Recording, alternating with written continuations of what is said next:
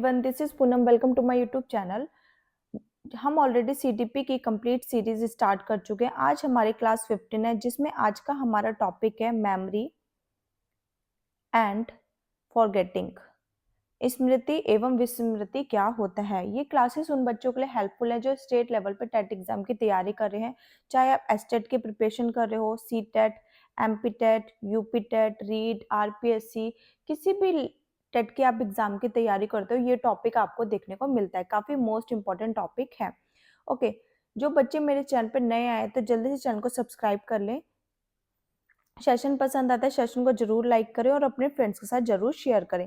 Telegram channel जरूर join कर लेना, पूनम शर्मा ऑफिशियल। वहीं पर ही मैं आपको इंपॉर्टेंट अपडेट्स प्रोवाइड कराती हूँ।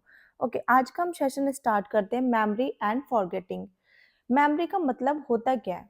मेमोरी क्या है? ठीक है, जो हमारे पुराने अनुभव होते हैं, पुराने एक्सपीरियंस होते हैं, उसको इकट्ठा करने की क्षमता को ही हम मेमोरी कहते हैं, स्मृति कहते हैं। अब मेरा एक क्वेश्चन है, अगर हम उन चीजों को याद ना कर पाए, ठीक है, उन चीजों को हम भूल जाए, तो उसे हम क्या कहेंगे? उसे हम विस्मृति कहते हैं, फॉरगेटिंग कहते हैं। तो हम कह सकते हैं कि मेमोरी क्या है? पूर्व अनुभूति को मस्तिष्क में इकट्ठा कर रखने की क्षमता को हम मेमोरी कहते हैं। मेमोरी के दो एस्पेक्ट होते हैं, ठीक है। पहला होता है आपका पॉजिटिव, ठीक है, जिसे हम रिमेम्बरिंग कहते हैं, जिसे हम याद रख पाते हैं। दूसरा होता है नेगेटिव, जिसे हम बोलते हैं फॉरगेटिंग, जिन्हें हम भूल जाते हैं। स्मृति के तीन तत्व होते हैं, ठीक है। पहला होता है आपका संकेतन,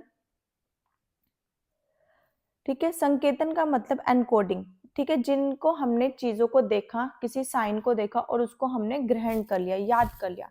फिर दूसरा होता है आपका संचयन या पंजीकरण, जिसे हम स्टोरेज और रजिस्ट्रेशन कहते हैं। जैसे सूचनाओं को स्टोर करके रखना। हमने किसी चीज को देखा, ठीक है, हमने कोई सिंबल देखा, कोई साइन देखा, किसी चीज को देखा, फिर हम उसके बाद क्या करें? उस चीज को हमने क्या किया? अपने दिमाग में स्टोर करके रखा।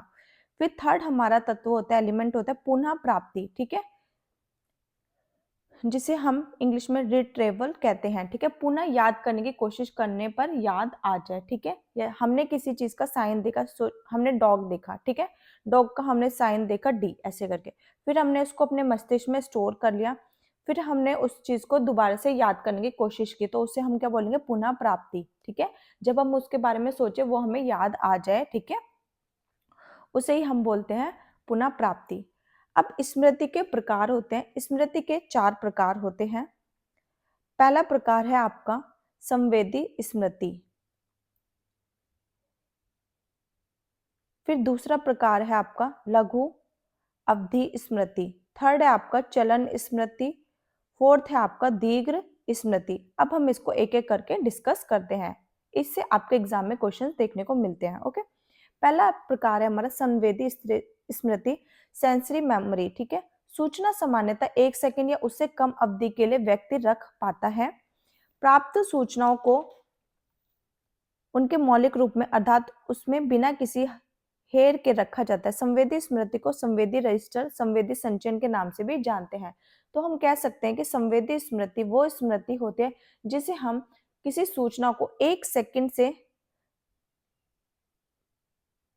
कम समय के लिए हम स्टोर रख पाते हैं, उसको रिटेन कर पाते हैं, ठीक है। हमने कोई चीज देखी, ठीक है, हमने सिर्फ उसको 1 सेकंड या उससे कम समय के लिए उस इंफॉर्मेशन को स्टोर कर पाए, तो वही क्या कहलाएगा? संवेदी स्मृति कहलाएगी, ठीक है। तो संवेदी स्मृति के दो प्रकार होते हैं। पहला है आपका प्रतिमा संबंधी स्मृति, दूसरा है आपका प्रतिध्वनिक संबंधी स्मृति, जिसे प्रतिमा संबंधी स्मृति को आइकॉनिक मेमोरी भी कहते हैं, ठीक है। इसमें देखी गई वस्तु को 1 सेकंड या कम समय के लिए एक दृष्टि चिन्ह को बनाकर रख पाते हैं, ठीक है। कोई हमने साइन बोर्ड देखा, ठीक है, तो वो किस में आ जाएगा? आइकॉनिक मेमोरी में आ जाएगा। फिर इकोइक से ही आपको पता चल रहा है साउंड, ठीक है। तो कोई सुनी हुई आवाज या स्वर्ण चिन्ह को 1 सेकंड या उससे थोड़े समय के अधिक तक हम रख पाते हैं, ठीक है, स्टोर कर पाते हैं, तो उसे हम क्या बोलेंगे? प्रतिध्वनिक संबंधी स्मृति, इकोइक मेमोरी, ठीक है। किसी जैसे किसी का, हम कहीं रास्ते में जा रहे थे, किसी ने किसी का नाम बोला, ठीक है, तो वो क्या हो जाएगा? हमारा ध्वनिक में आ जाएगा, ठीक है, ठीक है। या फिर कोई गाना चल रहा था, ठीक है, हम उसको थोड़े टाइम के लिए स्टोर कर पाते हैं, तो वो किस में, वो कौन सी मेमोरी होती है? संवेदी मेमोरी। फिर आता है हमारा लघु अवधि स्मृति, short term memory. William James ने लघु अवधि स्मृति को प्राथमिक स्रोत, प्राइमरी मेमोरी का है। ठीक है, लघु अवधि स्मृति में किसी घटना को 20 से 30 सेकंड तक धारण कर रख पाते हैं। ठीक है, इसमें हम क्या कर पाते हैं, 20 से 30 सेकंड तक ही हम उस सूचना को रिटेन कर पाते हैं, धारण कर पाते हैं। ठीक है, लघु अवधि स्मृति में को चंकिन भी कहा जाता है। ठीक है, चंकिन मतलब किसी चीज को हम टुकड़ों में याद कर पाते हैं, जैसे कि कोई मोबाइल नंबर। ठीक है, अब किसी का मोबाइल नंबर 960334, ठीक है, अब 9 लाख ऐसे तो नहीं पढ़ोगे ना आप क्या करोगे, टुकड़ों में 9903 ऐसे पढ़ोगे। ठीक है, जैसे कोई बड़ी स्पेलिंग है, ठीक है, उसको भी आप किस में लर्न करोगे, टुकड़ों में लर्न करो। तो इसी लघु अवधि स्मृति को चंकिंग भी कहा जाता है, टुकड़ों में याद करने के लिए कहा जाता है। ओके, थर्ड है हमारा चलन स्मृति। ठीक है, जिसे इंग्लिश में वर्किंग मेमोरी कहते हैं। इसका प्रतिपादन बैडली ने किया था। इसमें सूचना को 20 से 30 सेकंड तक संचित करके रखते हैं तथा एक ही साथ संसाधित बदलना प्रोसेसिंग भी कर सकते हैं। ठीक है, बैडली ने इसको मानसिक वर्क बेंच कहा है, क्योंकि इसमें सूचना को जोड़ तोड़ कर सकते हैं, समस्या समाधान भी वर्किंग मेमोरी में ही आता है। ठीक है, अब जब आप रीजनिंग करते हैं, मैथ्स करते हैं, ठीक है, मैथ्स में आप क्या करते हैं, एडिशन, सब्ट्रैक्शन, मल्टीप्लिकेशन, ठीक है, चीजों को इधर उधर ले जाते हैं, जोड़ करते हैं, घटाते हैं, तो किस में आता है, आपका वर्किंग मेमोरी में कहा आता है। और प्रॉब्लम सॉल्विंग भी इसी में आता है। ठीक है, चलन स्मृति को 3 स्तरीय तंत्र भी कहा जाता है। ठीक है, वर्किंग मेमोरी में 3 लेयर काम करती है। पहले लेयर है आपका ध्वनि ग्राम्य लूप। ठीक है, सेकंड आपका दृष्टि स्थानिक कीज पैड, ठीक है, स्केच पैड सॉरी। थर्ड है आपका केंद्रीय कार्यपालक सेंट्रल एग्जीक्यूटिव। ठीक है, अब हम इसको एक एक करके पढ़ते हैं। ठीक है, ध्वनि ग्रामिक लूप फोनोलॉजिकल नैप किसे कहते हैं हम, फोनोलॉजिकल, जब हम शब्दों की आवाज को थोड़ी देर के लिए स्टोर कर पाते हैं। ठीक है, कोई साउंड है हमने सुनी, उसको हम थोड़ी देर तक अपने माइंड में स्टोर कर पाए, तो वही क्या कहलाएगी, आपके ध्वनि ग्राम्य लूप कहलाएगी। सेकंड है दृष्टि स्थानिक स्केच पैड। ठीक है, विजुअल स्पेक्टिकल स्केच पैड पुरुषों में अच्छी होती है, यह दृष्टि तथा स्थानिक सूचना को संसाधित कर पाता है। ठीक है, अब मेल कहीं पर भी जाते हैं तो वो रास्ते को बहुत जल्दी याद कर लेते हैं। वहीं दूसरी तरफ अगर फीमेल जाती है बाहर, तो वो रास्ते को ज्यादा देर तक स्टोर नहीं कर पाती, तो ये पुरुषों में बहुत अच्छी होती है। ठीक है, थर्ड है आपका केंद्रीय कार्यपालक सेंट्रल एग्जीक्यूटिव, ग्राम्य लूप एवं दृष्टि स्थानिक स्केच पैड की सूचना को न केवल समन्वित करता है बल्कि दीर्घकालीन स्मृति को भी समन्वित करता है। ठीक है, तो केंद्रीय कार्यपालक में क्या होता है कि जो ध्वनि ग्राम्य और दृष्टि स्थानिक स्केच पैड का बैलेंस बना के रखता है। तो ये बैलेंस बनाने का काम कौन करता है, सेंट्रल एग्जीक्यूटिव काम करता है। यह एक पर्यवेक्षक सुपरवाइजर के रूप में काम करता है। इसमें किसी सूचना को उपेक्षित करना है और किस सूचना को महत्व देना है, यह कार्य केंद्रीय कार्यपालक का होता है। तो इसके अंतर्गत क्या होता है, किसी इंफॉर्मेशन को याद करना है या उसको निकाल देना है, तो किसका काम होगा, आपका सेंट्रल एग्जीक्यूटिव केंद्रीय कार्यपालक का होता है। फोर्थ आपके आते हैं दीर्घ अवधि स्मृति। विलियम जेम्स ने इसी स्मृति को द्वितीयक स्मृति सेकेंडरी मेमोरी का है। इसमें धारण अवधि कम से कम 30 सेकंड और इसकी कोई सीमा नहीं होती है। ठीक है, बॉटलेट में एलटीएम को 2 प्रकार से बांटा है। ठीक है, LTM means long term memory को। पहला है अघोषणात्मक स्मृति, जिसे इसके और भी नाम है अस्पष्ट स्मृति और संक्रियात्मक स्मृति। फिर हमारा घोषणात्मक स्मृति, जिसे स्पष्ट स्मृति भी कहते हैं। अघोषणात्मक क्या होता है, अघोषणात्मक उसे कहते हैं जिसको हम डिक्लेयर नहीं कर सकते हैं। ठीक है, इसका सिर्फ क्या होता है, प्रोसेस होता है, जिनको हम याद नहीं कर सकते, बता नहीं सकते, सिर्फ हम क्या करते हैं, दिखाते हैं। इसका क्या होता है, प्रोसेस होता है। जैसे कि साइकिल चलाना, ठीक है, आप इसको बता सकते हो कि कैसे साइकिल चलाते हैं, आप चलाकर दिखाओगे। ठीक है, तो ये क्या होता है, प्रोसेस होता है। घोषणात्मक क्या होता है, जिसको हम डिक्लेयर कर सकते हैं, एक्सप्लेन कर सकते हैं। ठीक है, जैसे कि कोई कहानी सुनाना। ठीक है, तो ये किस में आ जाएगा, डिक्लेरेटिव में मेमोरी में आ जाएगा। फिर टुलविंग ने एलटीएम को 2 प्रकार में बांटा है। ठीक है, लॉन्ग टर्म मेमोरी को इन्होंने टुलविंग ने दो प्रकार में बांटा है। एक है एपिसोडिक मेमोरी, प्रासंगिक स्मृति। फिर दूसरा आपका सिमेंटिक मेमोरी, अर्थगत स्मृति। एपिसोडिक मेमोरी, प्रासंगिक स्मृति क्या होती है, वे घटनाएं जो लंबे समय तक याद रखते हैं, ये इसमें महिलाएं बहुत अच्छी होती हैं, ठीक है। जैसे कि हस्बैंड का बर्थडे कब है, बच्चों का बर्थडे कब है, एनिवर्सरी पे हस्बैंड ने क्या दिया था, जिस वजह से क्या होती है, महिलाएं लड़ाई करते हैं, उनको हर चीज क्या होती है, याद रहती है। लेकिन वही पुरुषों में ये चीजें याद नहीं होती है, पुरुष भूल जाते हैं, ठीक है। तो सिमेंटिक क्या होता है, अर्थगत स्मृति, किसी वर्ड का अर्थ पता हो, जैसे कि कैट मीन्स बिल्ली, डॉग मीन्स कुत्ता, ठीक है। तो ये क्या हो गया, आपका अर्थगत स्मृति हो गया। फिर है आपका स्मरण का पहला स्वरूप, ठीक है। स्मरण का स्वरूप नेचर ऑफ रिमेम्बरिंग, ठीक है। स्मृति के धनात्मक पक्ष को स्मरण कहते हैं, ठीक है। किसी चीज को याद रखना वही क्या कहलाता है, हमारा स्मृति कहलाता है। इसके 4 तरह की प्रक्रियाएं होती है, इसे वुडवर्ड ने दिया है। पहला है सीखना। अभी मैं आपको मेमोरी टॉपिक पढ़ा रही हूँ, तो आप क्या करें, सीख रहे हैं, लर्निंग करें। फिर इसको आप धारण करेंगे, रिटेन करेंगे। फिर उसके बाद प्रत्यय स्मरण करेंगे, रिकॉल करेंगे, दोबारा याद करने की कोशिश करेंगे। फिर आप पहचान करेंगे, रिकॉग्नाइज करेंगे। स्मरण पर दो तरह की विचारधारा व्यू पॉइंट्स दी गई है। पहली आपका स्मरण का स्वरूप पुनरुत्पादक होता है, जो एबिंगहॉस ने दिया है, ठीक है। जो हमने सुना, जो हमने लर्न किया, वो एज इट इज रिकॉल हो जाए, तो ये क्या, ऐसा बिल्कुल भी पॉसिबल नहीं है। तो ये क्या है, बिल्कुल व्यू पॉइंट बकवास है, अच्छा नहीं है। दूसरा दिया है बॉटलेट ने, इन्होंने कहा है कि स्मरण का स्वरूप रचनात्मक होता है, ठीक है। इनकी पुस्तक का नाम रिमेम्बरिंग है, ठीक है। सपोज आप कोई मूवी देख के आए, फिर आप वो मूवी के बारे में अपने फ्रेंड को बता रहे हैं, ठीक है। अब आप एज इट इज तो मूवी नहीं एक्सप्लेन कर पाओगे, बता पाओगे, कुछ उसमें क्या करोगे, जोड़ोगे, कुछ नया ऐड करोगे, हेर फेर करोगे। तो क्या है, मूवी का क्या करोगे, आप नया ऐड करोगे कुछ, ठीक है। तो इसमें क्या होता है, स्मरण का स्वरूप रचनात्मक होता है जी, जो बार्टलेट द्वारा कहा गया है। धारण की जांच की विधियां, मेथड ऑफ टेस्टिंग रिटेंशन, ठीक है। किसी चीज को याद रखते हैं तो उसकी विधियां होती हैं, उसके बारे में हम डिस्कस करेंगे। पहली विधि हमारी प्रत्यावाहन विधि या पुनरुत्पादन विधि, रिकॉल मेथड, ठीक है। दोबारा याद करने की कोशिश करना, ठीक है।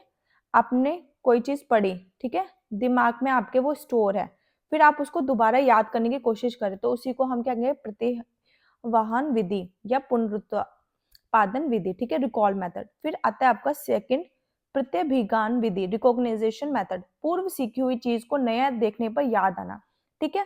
अब आपको मैं ये टॉपिक सीडी पे पढ़ा रही हूँ, ऐसे तो बहुत सारे टॉपिक थे जो आपके बीएड में भी थे, ठीक है।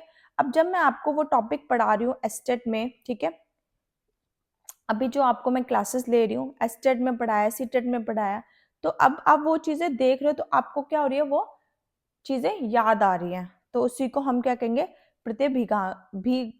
ज्ञान विधि, रिकॉग्निशन मेथड। फिर है पुनः सीखना विधि, ठीक है, रीलर्निंग, इसे बचत विधि भी कहते हैं, ठीक है, सेविंग मेथड भी कहते हैं। इसमें हम क्या करते हैं, बार बार रिवाइज करते हैं, ठीक है। मैंने आपको सीडीपी पढ़ा दी, आपकी कंप्लीट हो गई सीडीपी, ओके। अब क्या करें, आप बार बार उसका रिवीजन कर रहे हैं, जब बार बार रिवीजन करेंगे तो उससे क्या होगा, आपका टाइम सेव होगा। आपको पहले 1 घंटा लगता था, फिर आपको हाफ आवर लगा, अब उस टॉपिक को करने में आपको 20 मिनट्स ही लग रहे हैं। तो क्या होगा आपका ये पुनः सीखना विधि, इसे सेविंग मेथड भी कहते हैं, बार बार दोहराना। पुनः निर्माण विधि, ठीक है, रिकंस्ट्रक्शन मेथड, नया जोड़ते रहना, ठीक है। इसके अंतर्गत क्या होता है, ठीक है, किसी चीज को याद करने के लिए आप क्या करते हो, ट्रिक बनाते हो, ठीक है, उसको शॉर्ट में लर्न करने की कोशिश करते हो, तो आप क्या कर रहे हो, नया ऐड कर रहे हो, तो इसी को हम क्या कहते हैं, पुनः निर्माण विधि, रिकंस्ट्रक्शन मेथड कहते हैं।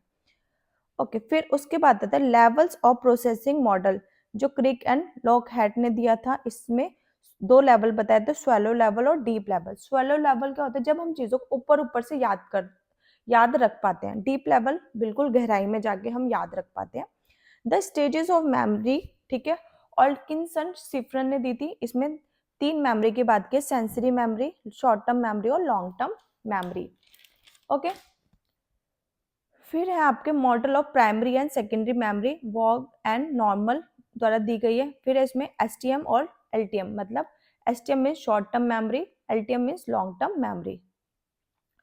अब आता है विस्मरण का स्वरूप, नेचर ऑफ फॉरगेटिंग, ठीक है, हम चीजों को भूल जाते हैं, उस पर भी 2 आइडियोलॉजी या व्यू पॉइंट दिए गए हैं, ठीक है। स्मृति का नकारात्मक पक्ष होता है। विस्मरण की 2 विचारधाराएं, पहली है आपकी विस्मरण एक मानसिक प्रक्रिया है, अगर हम चीजों को याद नहीं करेंगे तो हम उनको भूल जाएंगे, ठीक है। तो ये बात किसने कही है, एबिंगहॉस ने कहा है कि विस्मरण स्वयं ही धीरे धीरे समय के बाद साथ निष्क्रिय होने की प्रक्रिया होती है। विस्मरण एक सक्रिय मानसिक प्रक्रिया है। ठीक है, आपको सिद्धांत दिए हैं, उनको भी आपको पढ़ना है। जागरणिक प्रभाव, कोई कार्य जिसे हम पूरा कर लेते हैं उसे हम भूल जाते हैं, लेकिन अधूरे काम को हम नहीं भूल पाते हैं। ठीक है, जैसे कि मैंने आपको कोई टॉपिक पढ़ाया और मैंने उसको बीच में ही छोड़ दिया, उसको कंप्लीट नहीं कराया। जब हमारा सिलेबस कंप्लीट हुआ तो आप बोलोगे, मैं आपसे पूछूंगी कि हमारा सिलेबस अब ऑलरेडी कंप्लीट, तो आप लोगों क्या आएंगे कमेंट्स आएंगे, मैम आपने एक टॉपिक है वो अभी आपने अधूरा ही पढ़ा है, उसको आपने कंप्लीट नहीं किया है।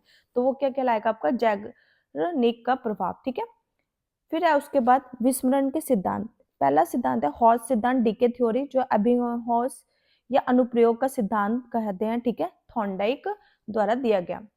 उसके बाद है आपका बाधक या हस्तक्षेप सिद्धांत, इंटरफेरेंस थ्योरी, व्यवहारवादियों ने दी है। फिर इसमें अग्रलक्षी और पूर्वलक्षी आते हैं, प्रोएक्टिव और रेट्रोएक्टिव। पूर्व प्रोएक्टिव, नया सीखने पर पुराना वाला बाधा पहुंचाए। ठीक है, फिर पूर्वलक्षी रेट्रोएक्टिव, नया सीखने में पुराना हम भूल जाते हैं।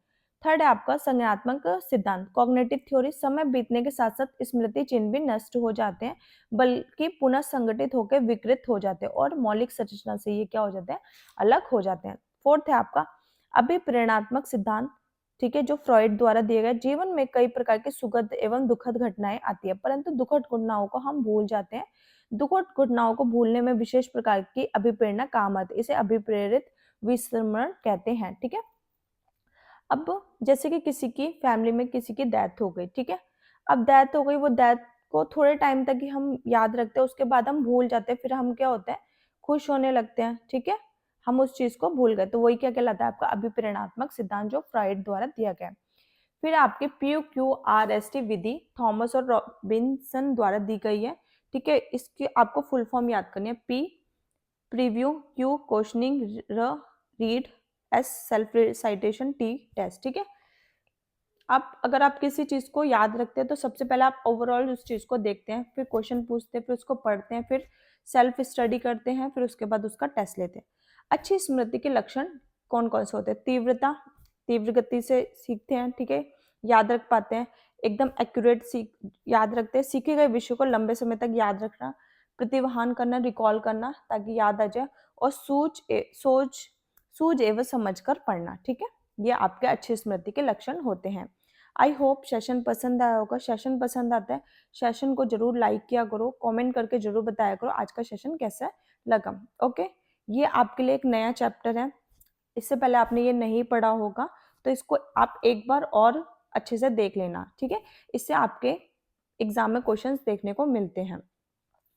ओके, हमारा बस एक टॉपिक रह गया है, NEP, बस आज मैं वो भी फिनिश करा दूंगी, उसके बाद हम CDP की मैराथन करेंगे और प्रीवियस ईयर क्वेश्चन करेंगे। Okay, thanks for watching. आज का सेशन हम यहीं खत्म करते हैं।